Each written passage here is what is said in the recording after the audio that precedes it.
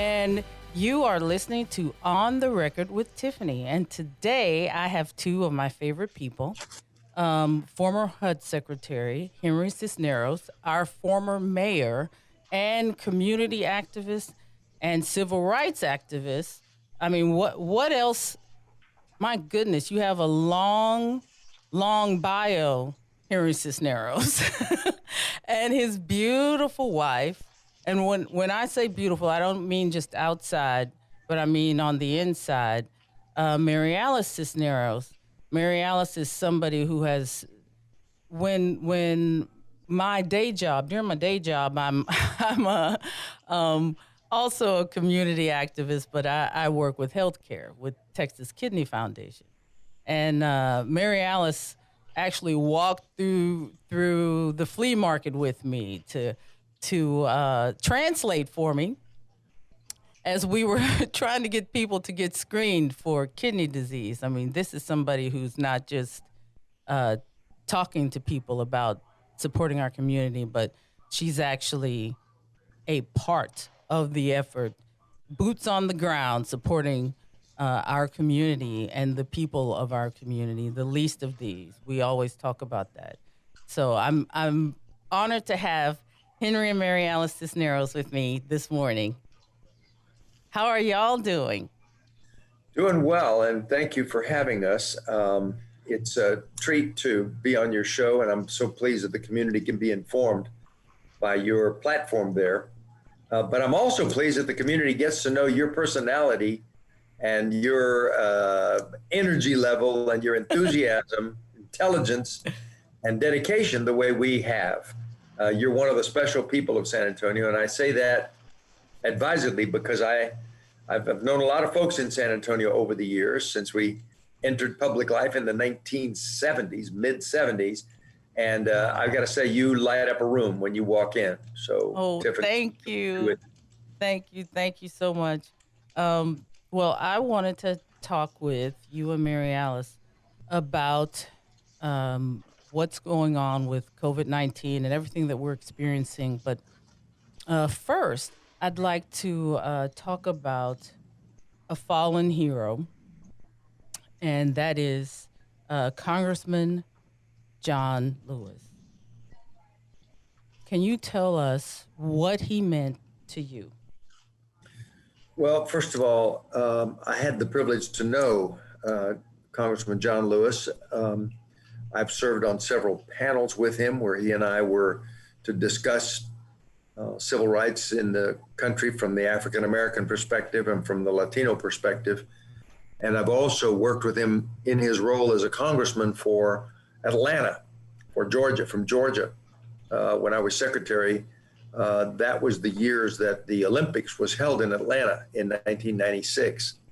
So the congressman had a serious role within the Atlanta community, and we worked very closely together. He's a wonderful man, and all the descriptions that I've heard this weekend about the keeper of the flame, the keeper of the ideals, the person who never ever wavered in his belief of how justice would occur, but also brought a sense of hope and idealism, and the future would be better.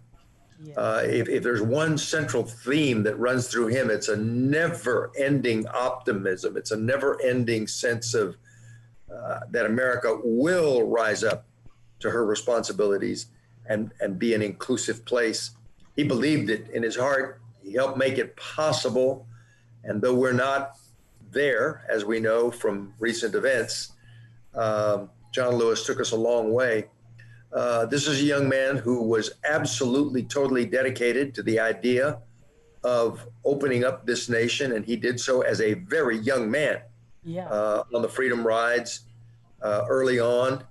And then he joined with Dr. King, much to the dismay of some of the students who wanted a more kind of radical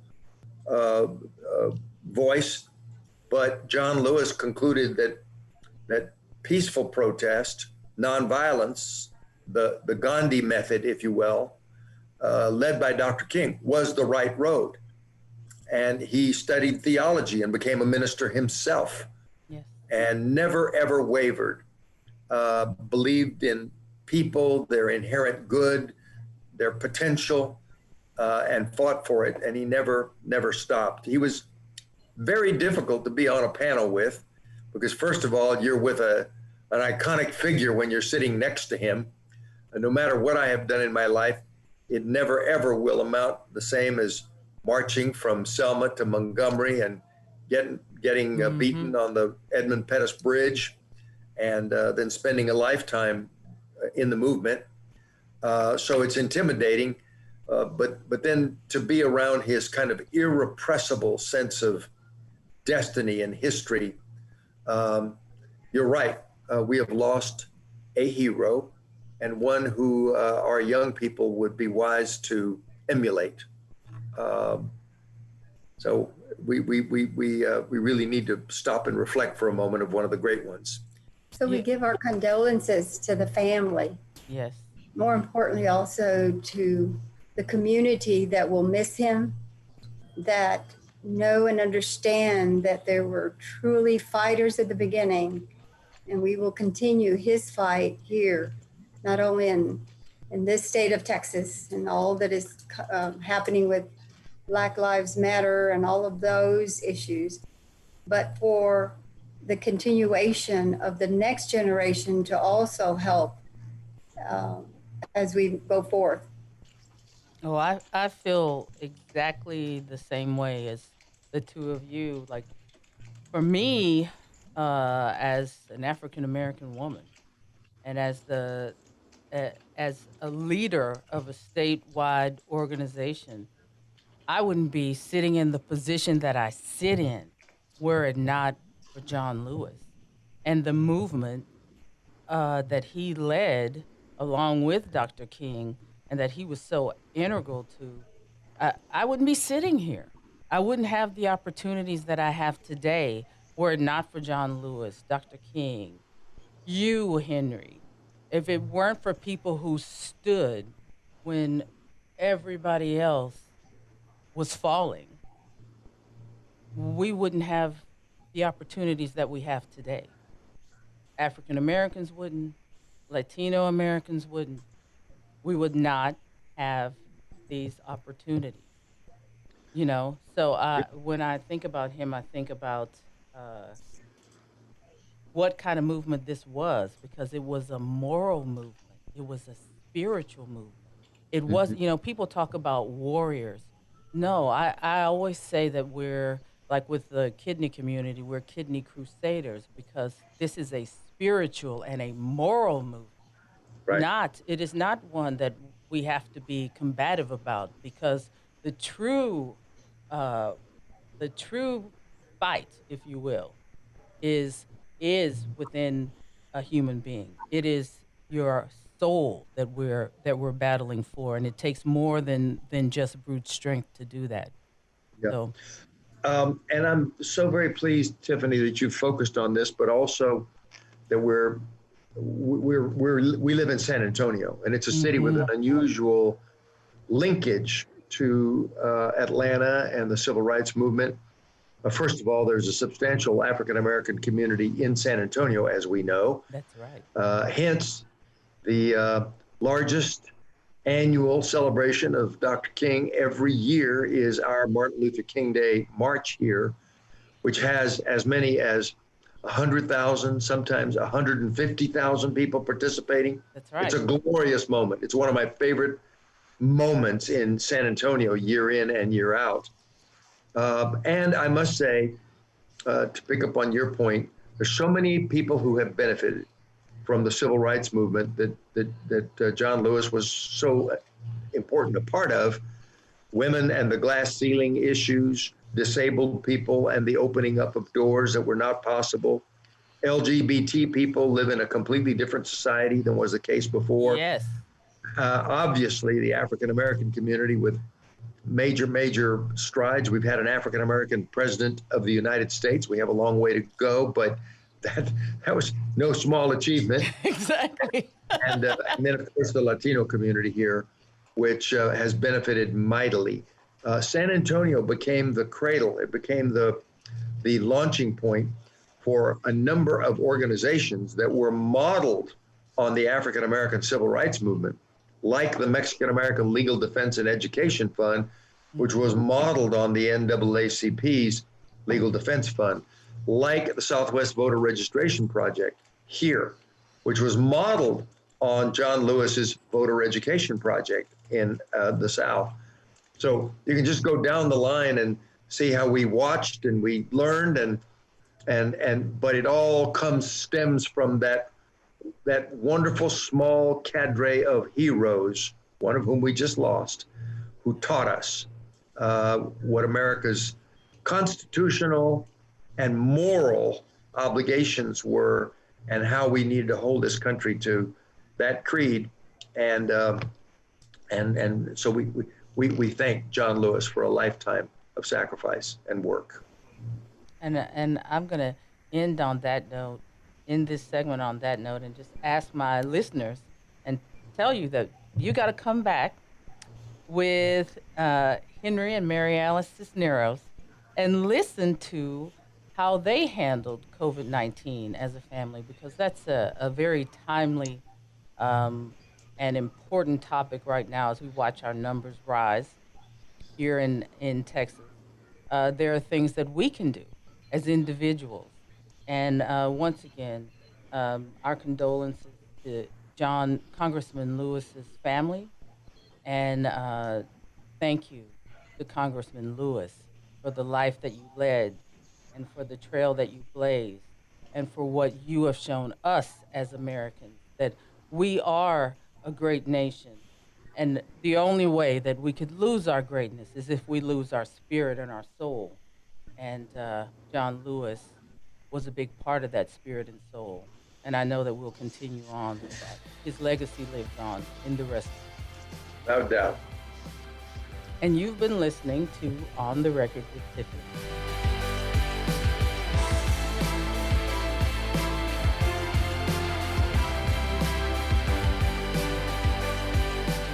And we're back with On the Record with Tiffany. So my special guests are Henry Cisneros and Mary Alice Cisneros.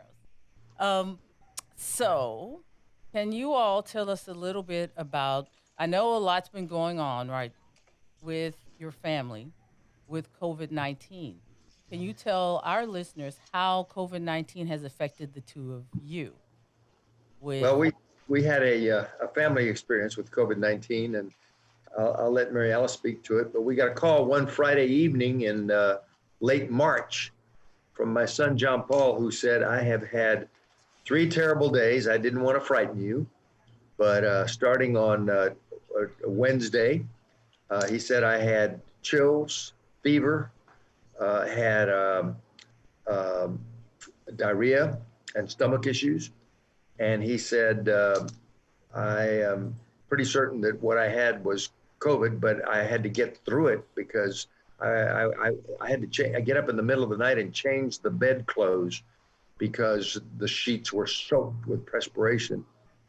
So on Friday of that week, the 3rd day of this, he went in and had the test, and the test proved a week later that he indeed was positive. It scared the life out of us, and we thought we would go to New York and bring him back, and there was just no easy way to do it because you couldn't fly if you were positive. I bet you had to sit on Henry, Mary Alice, to keep him from going. Well, I was ready to go and pick him up, drive up and get him. But he said, hey, I'll just make you sick if I spend 3 days in a car with you. Mm-hmm. I'm just not going to do it. He said, I hate to make you come all this distance, and then you're going to be disappointed because I am not going anywhere. So he was pretty brave about it and worked his way through it. A few months later, I guess this was in May, my doctor, with whom I have regular physical checkups, on one of those checkups said, I actually have the test if you want to take it. I know you haven't had any symptoms, but if you want to have the test, we'll get it done. So he did the test that showed I didn't have the coronavirus. but then he also did the blood test. Mm-hmm. And when the results came back from the blood test, they showed that I had the antibodies, which suggests that I had had it at some point. And so there's nothing I could do. I was negative at the time, but it appears that maybe back in February, when I had been in New York and been around John Paul, that I had a mild case. I do remember a couple of days where I felt just utterly exhausted. I had no words to describe. I mean, I came in to our apartment there after a day of work and didn't even make it to change my clothes. I just fell on the bed and just, felt like I just didn't have any energy to move. I'm frequently tired like that in New York because it's a grind, but this was different. So that's kind of our experience with it. Let me just turn this over to Mary Alice, but say in closing that I think we have to take this very seriously. Yeah. Even I, who have the antibodies or had, because they go away, there's no evidence that once you've been infected, you could not be infected again. In fact, That's right. there's some belief that if you get it again, it's going to be worse the second time. Also, we don't know what the COVID virus does once it's in your body. It can hide in your body and find another time to assert itself. So this is a very novel virus, and that's what novel means. Vicious disease. Mm-hmm. And I would just say, given the disproportionate impact on African Americans and Latinos all across the country, because we have been the essential workers, the people who were needed to stay on the job to keep the society functioning in the grocery stores, in the transportation system, doing the mechanical work for energy and power and other essential services, cleaning buildings, cleaning homes. Um, we have to be especially careful because this is nothing to trifle with. And when you consider the underlying conditions that many in the African American community and Latino community have related to diabetes, for example, or blood pressure, or other underlying conditions, this is not a matter to be taken lightly. It is life and death. Mimi? Yeah, I was thanking the frontline workers, Yes. both in hospitals, the nurses that have been there 24 hours and then Mm-hmm. still, with the possibility of passing it on to their own children and families at home. So they're, to us, such an important, critical workforce that have hung in there. Even doctors we know that have passed away, that have caught it and passed away. Of course, we want to thank the science of the COVID-19 with Dr. Fauci, keeping us alert to the mutations that this COVID-19 has now taken and how the masks are most important for us to wear. So in our family, we do the same. We greet one another on a Sunday Zoom call to our grandkids and make sure we go down the list to check off that everybody's wearing their mask and being careful and washing their hands extra for all that we are going through and sustaining what we thought was going to be a 70-day, and now we're up to the next plateau here. So we will hang on until we find that vaccine, and that's what we're praying for. There are so many things that we can do as Americans and as individuals. And one of those things is washing our hands, practicing social distancing, following the guidelines that Dr. Fauci and that others have set forth for us, because we should remember that Dr. Fauci and the National Institute of Health, they have spent their entire careers preparing for this. They have worked. They have thought through the models. They have toiled. And to say that they are more than ready and equipped is true intellectually. This is a novel virus, so what they say about it will change over time as they gather more information regarding it. Those are not mistakes.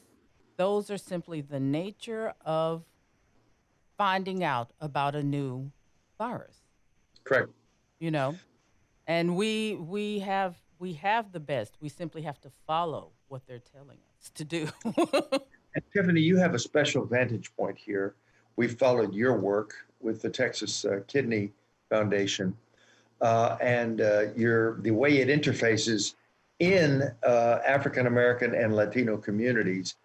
That things that start with difficult and inadequate nutrition that convert themselves to problems of diabetes, of obesity, for example, which then becomes diabetes, and diabetes continues on to become a kidney disease. Yes. Uh, and when it does, then the whole bodily system begins to break down and lends to literally as a terminal disease. People die. Uh, and it's a long and difficult kind of death. So we know the problems caused in minority communities by the lack of equity in our health system, lack of insurance, lack of ability to access clinics and doctors and early diagnoses, so things become worse. We know how that is in our communities. And COVID-19 has exploited some of those weaknesses and done its damage disproportionately with African Americans and with Latinos. It's not right. I mean, this whole subject of inequality in America sounds almost like an abstraction. You know, we yes, we know it's unequal, but what can you do? Yes, we know it's unequal, but we live with it. But when we see it sort of thrust upon us, as this virus has done, and we see people dying, we see people on ventilators, we see people in hospitals, we see people whose family has to leave them at the hospital door because the hospital is so quarantined that once we turn them over at the door, may never see them again. And that is terrible for us because in our communities, closure, we hold each other's hands through the worst of it. And that is It's just so hard. fair, but the unfairness is not the virus itself. The unfairness is some of these conditions that we as a society have set up that result in disproportionate impact and that result in inability of money to handle it and result in inadequate public systems of health in our communities. So we have a long way to go. And this virus has really showed us that. I'm very proud of our local leaders, Mayor Nuremberg and Judge Wolf, for really not just focusing on the immediate daily heartbreak of the virus. They're doing that well, but also focusing on what have we learned from this? How are we going to change some things about our city? How are we going to set some examples for the rest of the society to change fundamentally the access to income, to healthcare, to regular diagnoses, so that we don't have to go down this road again. This has been a wake-up call for America. It really has been, and especially about those social determinants of health that you just described. Because as one day in a very eloquent conversation that I had with your beautiful wife, Mary Alice, she said, kidney disease is the last stop on the unhealthy train. That was your statement, Mary. And I thought, she's exactly right. The first stop is obesity and diabetes. But the first stop really is obesity. Well, even before obesity, there's inadequate nutrition. That's right. Food deserts. And that's what I was thinking about. So what leads to that? Food deserts. Lack of transportation. You can't get to where the good food is. Correct. You can't get to where you need to go in order to just have a regular checkup. Well, and the stores are not in our neighborhoods because the incomes are low in those census tracts, so you don't get the quality fruits and vegetables, fresh materials and such. So people go to the corner store that's got the sweet drinks and the Cheetos and the and that's a poor substitute for a good diet. You know, one of the first things that when COVID-19 hit, and I started really thinking about, okay, what what is God trying to tell us? Because when I'm praying through this stuff and trying to think through what should we as a society and as a people and as a world, what is this unveiling? You know, and one of those things is what we put our emphasis on. Put so much emphasis on money and on wealth and that sort of achievement when the very people that were saving our lives were the janitors and the the grocery store clerks and the bus drivers and the folks that affect those social determinants of health that we're talking about. And I thought uh, we've got to change, and Yeah. including my organization. And so we got together, our board, and made some good decisions that for our community. One of which is that we'll be following those patients that have uh, been are in recovery from COVID-19 to monitor their kidney health. The other is how we would be able to how we would give uh, free testing for kidney disease so that people can arm themselves with Yeah. the knowledge of what's happening with their health. Well, Um, I think to answer your question, what is the Lord trying to tell us? Far be it from me to know what the Lord I know, right? say. We have to listen very carefully. Mm-hmm. But I think it probably has to do with the slowing down the Yeah, pace of society and being more attentive to the fundamentals like good food and like exactly. a balanced life and like self self attention to our bodies and we've been living some artificial existence for a long time, and it's Exactly.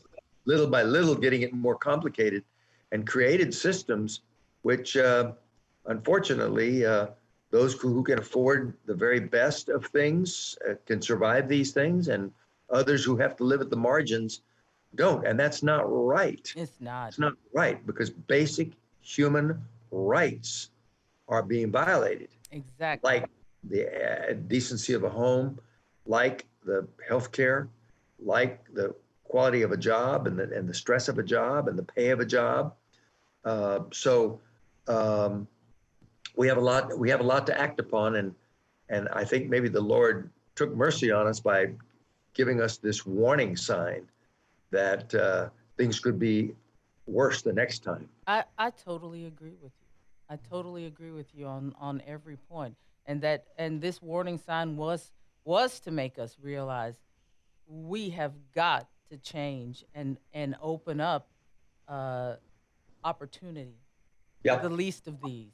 You know, absolutely. it's always been about supporting and caring for the least of these.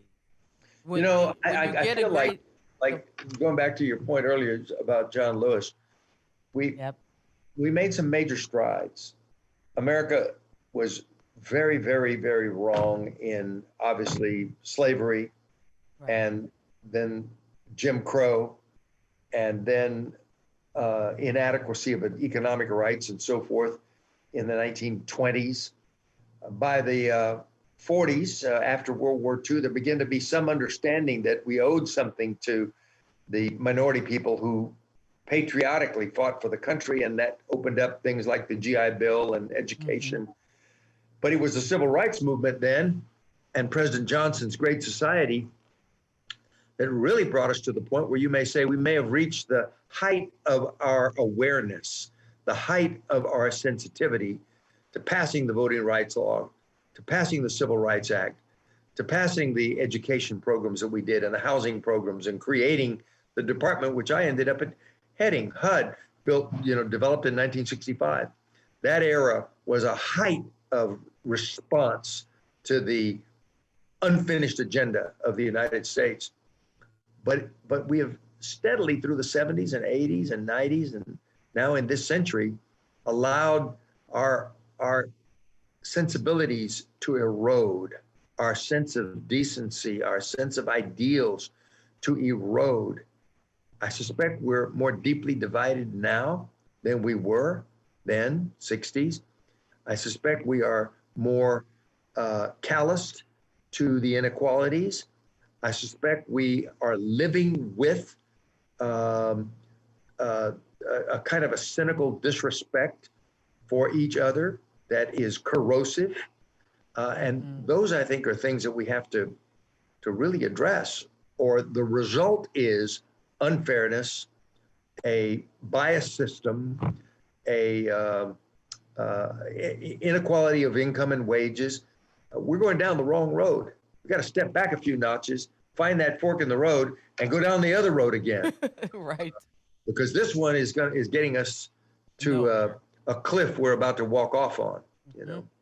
And when I look at this, there are so many things that on both sides that are the same. People want the same thing. They want good jobs. They want to be able to take care of their families. They want to have a lovely home that they get to live in.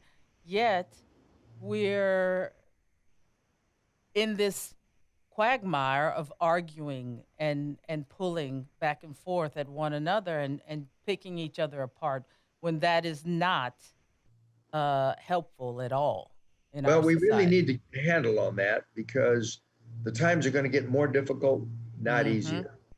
Climate change and where it's headed is going to have its own basket of problems. I'm afraid some of the leadership we have in the country today that is not leading in the world has left the vacuum, and other countries like Russia and China are going to try to walk into that vacuum. So our children are going to face some very real threats, including national security and even war on the Mm-hmm. horizon. We have issues like pandemics. We know now how they can spread and how pernicious the virus itself is to be able to, as Mary Alice said, mutate, change, beat us, even with a vaccine. And we're not assured this is the last virus.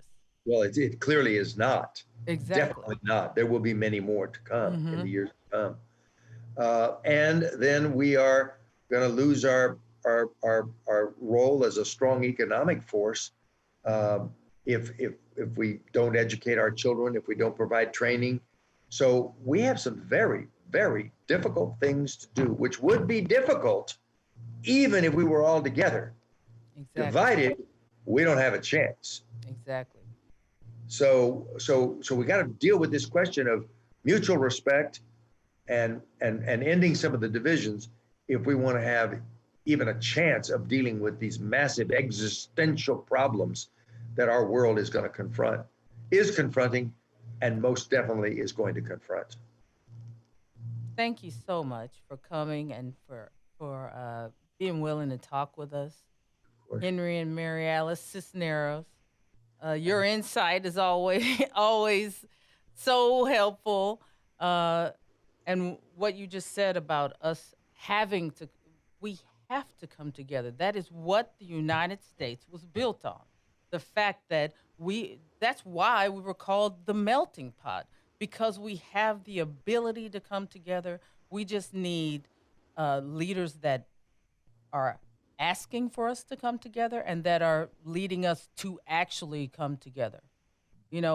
Leadership can provide unification. Leadership should unify and not divide, and that's what we're going to have to put into practice. Is picking some Tiffany, leaders. thank you for having us, and thank you for the work that you do, not just in your day job at the Kidney Foundation, but then using your persona, your personality, your effervescence, your charm, your energy to educate people in using this platform of this show. Every word that comes from you is a word of hope, is a word of possibilities, is a word of excitement, and we need more of that electrical charge, that source of power in our community. Yes, thank you so much, Tiffany. Not only because you care enough, not only because you've been through it yourself and your family have been through kidney diseases, but you care enough to come out to our community, the Latino community, and say, let's do something about it. And I treasure your friendship and continue to ask that you come back. Thank Oh, you, I Tiffany. will. I treasure your friendship too. And you all have a wonderful week. And to my listeners, you've been listening to On the Record with Tiffany. And Henry and Mary Alice, come back anytime. I want an update, and we can talk about what's going on in our country and how we can make it better. Anytime you want to. Thank you. Bless you. Thank you.